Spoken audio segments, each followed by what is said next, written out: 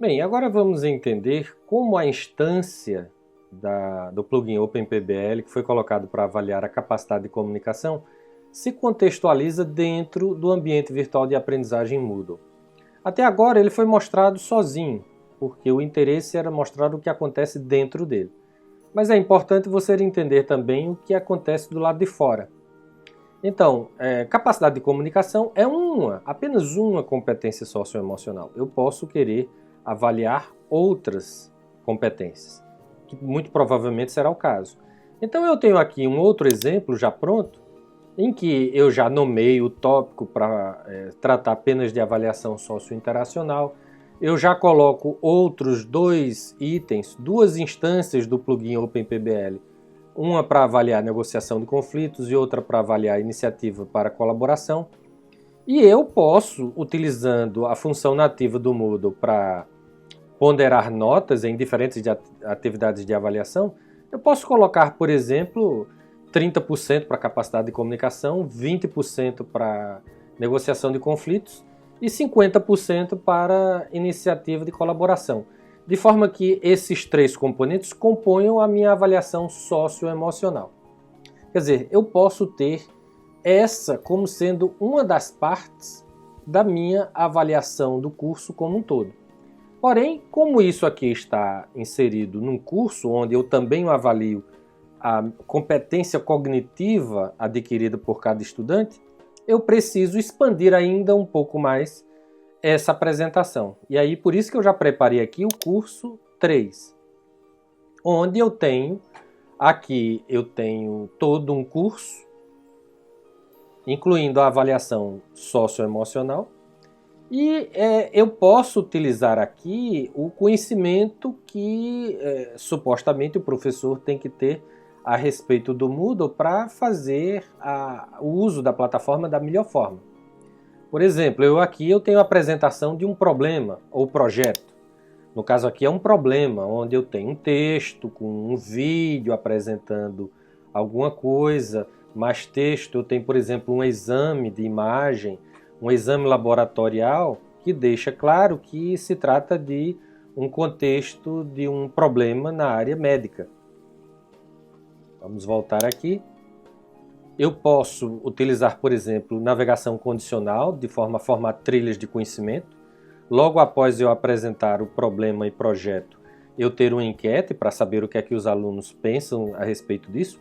É uma estratégia de engajamento, sendo que ele só vai ter acesso a isso se ele realmente acessar esse item, porque existe aqui uma restrição de acesso condicionada ao prévio acesso ao item anterior.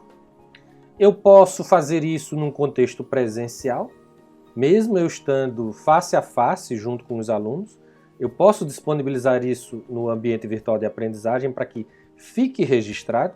É importante você entender que quando eu coloco isso aqui no ambiente virtual de aprendizagem, eu possibilito obter a vantagem de ter muita produtividade na entrega de conteúdo, na captação da impressão do aluno, como também eu posso ter uma sala de webconferência e implementar isso virtualmente. Isso é muito importante em tempos de pós-Covid-19. Então eu posso implementar essa atividade remotamente ou presencialmente, fazendo uso de uma webconferência ou de uma sala física normal.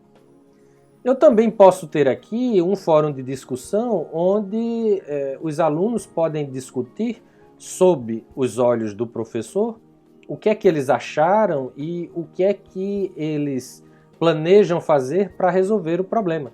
Quer dizer, o meu procedimento de discussão presencial, ele pode ser levado para o virtual, o que vai facilitar ainda mais a avaliação do professor no que diz respeito à observação dos comportamentos e da participação de cada aluno. Eu tenho aqui uma atividade PBL assistida por um acervo de artigos, livros digitais e apostilas, que o professor preparou para que os alunos tenham sua vida facilitada em termos de pesquisa.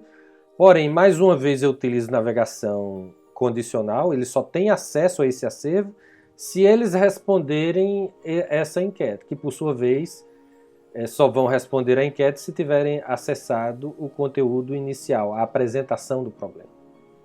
Finalmente, eu tenho aqui na parte da abordagem inicial uma avaliação de checagem de conhecimento. Um simples questionário com perguntas objetivas para que a correção seja automatizada, de forma que os alunos vão acessar aqui e responder apenas como uma forma de deixar claro, de deixar provado que eles acessaram minimamente o acervo de artigos, livros digitais e apostilas, para que deixe claro para o professor que eles têm um conhecimento mínimo para desenvolver a atividade. Mesmo porque, para o processo de avaliação, tanto a avaliação cognitiva quanto a socioemocional, eu utilizo o acesso e a resposta e, eventualmente, até uma nota mínima de aprovação nessa avaliação de checagem, para que o aluno, por exemplo, consiga entregar o relatório final da atividade PBL. Onde nesse relatório final, que pode ser entregue em grupo ou individualmente, o Moodle sabe tratar disso adequadamente, de forma da produtividade para o professor. Se entregar em grupo, basta avaliar um dos trabalhos do grupo, que todos os outros alunos já terão sido avaliados. Eu tenho aqui, por exemplo, a avaliação, a mola mestra da minha avaliação cognitiva. Então, é de se esperar que o percentual de peso dessa atividade aqui seja bem grande em relação à avaliação cognitiva ou mesmo em relação à avaliação da atividade PBL como um todo. Então, eu também junto à avaliação cognitiva uma avaliação de desempenho acadêmico, observado pelo professor sem precisar de que haja uma entrega de trabalho ou nada palpável, é uma avaliação empírica, baseada na experiência, na observação que o professor vai ter sobre o comportamento e a iniciativa e as expressões acadêmicas de cada aluno, seja na interação presencial ou seja na interação virtual. Quer dizer, esses dois aqui podem compor também com pesos ponderados a nota da avaliação cognitiva, que será automaticamente associada junto com a avaliação socioemocional, junto com os seus pesos, como já foi exemplificado. E para completar, se o aluno entregou o trabalho, o relatório final, ele poderá também fazer uma avaliação diagnóstica do processo, inclusive avaliar o desempenho até do próprio professor, em termos de tutoria, encaminhamento, liderança, intermediação, fazendo com que o professor tenha um feedback automatizado de todo o processo que acontece em uma única atividade PBL. Quer dizer, é importante você notar que tudo isso aqui dá um pouco de trabalho para montar, mas uma vez montado, você tem todos esses processos automatizados.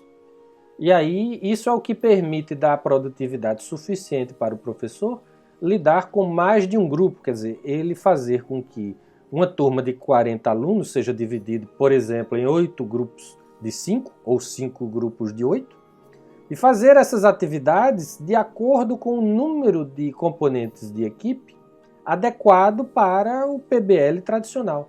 Uma quantidade pequena que vai interagir entre si, contando com todas as competências socioemocionais dos seus participantes, para se chegar a um diagnóstico, como é o caso, ou uma solução de um projeto que seja submetido no item do OpenPBL. Então, é assim que eu tenho na ferramenta Moodle todo o potencial de automação e fornecimento de um ferramental que dará produtividade para o professor, gerenciar diferentes grupos ao mesmo tempo, num contexto disciplinar, num contexto em que ele não está cuidando apenas de uma equipe de 8 alunos, mas sim de uma turma de 40, 50 alunos.